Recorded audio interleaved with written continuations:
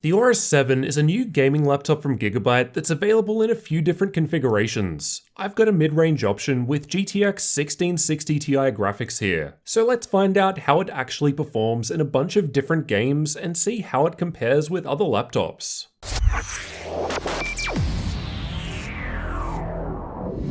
I've got the SA version of the Aorus 7, so there's an Intel i7-9750H CPU, Nvidia GTX 1660 Ti graphics, 16GB of memory and dual channel, and a 17-inch 144Hz 1080p screen. The Aorus 7 is also available with RTX 2060, GTX 1650, or 1050 graphics, so expect different results to what I'm showing with those configurations. And you can find updated prices to different models linked in the description. The Control Center software allows us to swap between 4 different modes: quiet, power saving, entertainment, and performance. I've tested these games with performance mode enabled for best results. This doesn't do any overclocking or undervolting, just raises the CPU power limits. I've also tested with the fans at highest speed, though even at default they got to max speed anyway. We'll only be covering gaming performance in this video, so if you're new to the channel, you'll definitely want to get subscribed for the upcoming thermal testing and full review. Let's start out by going through all 21 games at all setting levels, then afterwards we'll see how the Aorus 7 compares with some other laptops. I only recently added Borderlands 3 to my testing, and I've tested it with the built-in benchmark using DirectX 11 as 12 is still in beta. With these specs, high settings were able to reach 60 FPS, while low was able to sit around 100 FPS. Battlefield 5 was tested in campaign mode, and it played fine maxed out at ultra settings. There wasn't much difference to 1% low performance regardless of setting level, as the CPU seemed to be thermal throttling in this particular game, but again, we'll cover thermals in depth in a future video. Battlefield 1 was also tested in campaign mode, but this older title tends to perform better than the newer Battlefield 5 just shown. It was playing well regardless of setting level, with above 100 FPS at ultra settings, while medium went above the refresh rate of the 144Hz screen. Apex Legends was tested with either all settings at maximum or all settings at the lowest possible values, as it doesn't have predefined setting presets. It was playing nicely with everything at maximum, averaging just over 100 FPS, though we could boost average FPS by 32% with minimum settings.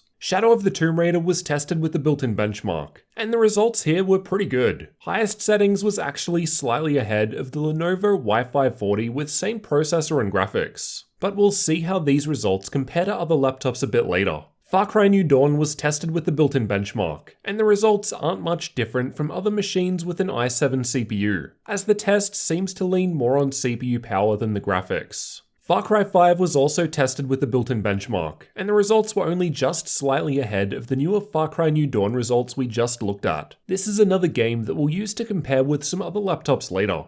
Fortnite was tested with the replay feature, and as a less demanding game, even epic settings was playing fine with above 100 FPS averages, while high settings was pretty close to the refresh rate of the panel and sitting at 100 for the 1% low. Overwatch is another well-optimized game and was tested in the practice range. Again, it was still playing well with max settings, not far off the refresh rate of the screen, though we could easily surpass this with lower setting presets. CSGO was tested using the Euletical FPS benchmark, and as a game that depends primarily on CPU power, the results aren't really that different compared to most other laptops I've tested with the same i7 CPU but different graphics. Dota 2 was tested playing in the middle lane and is in the same boat. It depends more on the CPU than the GPU, so the results aren't much different compared to other i7 based laptops I've tested, even if they have lower tier graphics. Still though, max settings was getting higher FPS than the refresh rate of the screen, so it was playing very well. Rainbow Six Siege was tested with the built-in benchmark, and in this test, high settings was above the refresh rate of the display, though even Ultra would likely still work just fine, given it was averaging over 120 FPS. Metro Exodus was tested using the built-in benchmark. Most parts of the game perform a fair bit better than this, so don't take these results as a good indication of what to expect throughout the entire game. It's more of a worst case. The Division 2 was also tested with the built-in benchmark, and 60 FPS was still being reached with ultra settings, while low settings was just able to match the refresh rate of the display in this test. PUBG was tested using the replay feature. Even ultra settings wasn't scoring too badly here, with 60 for the 1% low and above 80 FPS on average. Though taking it down one setting level saw a big improvement, getting us to a 120 FPS average even at high settings.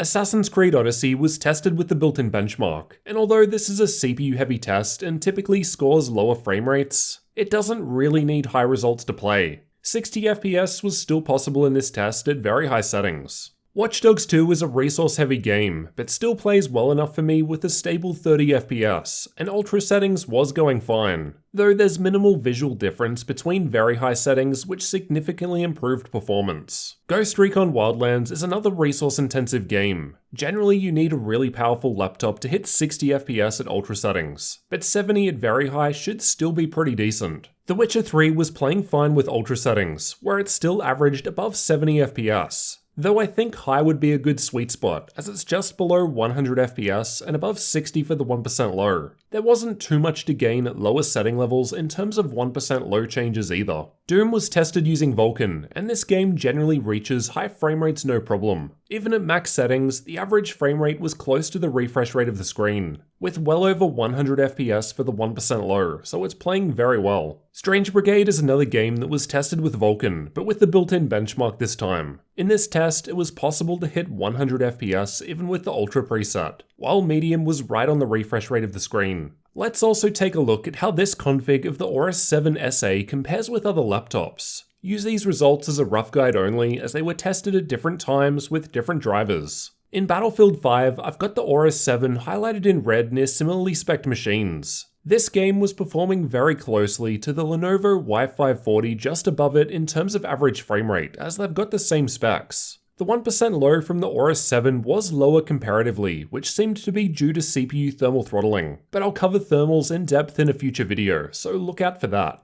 These are the results from Far Cry 5 with ultra settings in the built-in benchmark. Again, the Aorus 7 was quite close to the Y540 with same specs. Though this time in this game, the 1% low was the same, so it's looking alright here. These are the results from Shadow of the Tomb Raider with the built-in benchmark at highest settings. This time the average frame rate was 1 FPS ahead of the Y540 with same specs, and 8% ahead of the G3 with 1660 Ti Max-Q. Like the other games though, the Helios 300 with same specs was ahead out of the box as it's tuned very well. As I've said in the past, and as we've just seen here, I think the GTX 1660 Ti is a great sweet spot when it comes to laptop graphics. When combined with the i7 CPU and dual-channel memory, we're able to basically play any modern game with decent frame rates. Let me know what you thought of the gaming performance from the Aorus 7 gaming laptop down in the comments. It's definitely not without its issues, but we'll test out thermals in depth in an upcoming video and the full review is still to come. So if you're new to the channel, consider getting subscribed for those, as well as future tech videos like this one.